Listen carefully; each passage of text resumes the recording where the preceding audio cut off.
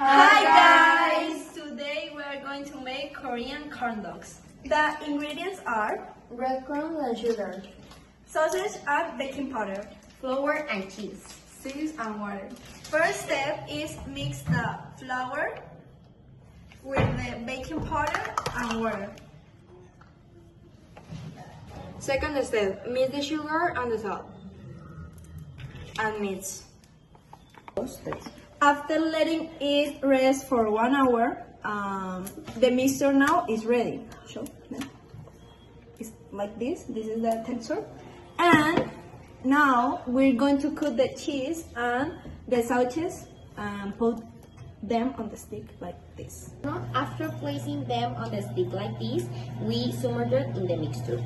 And cut it in breadcrumbs. After put them in oil, this is the final result and we're gonna try this.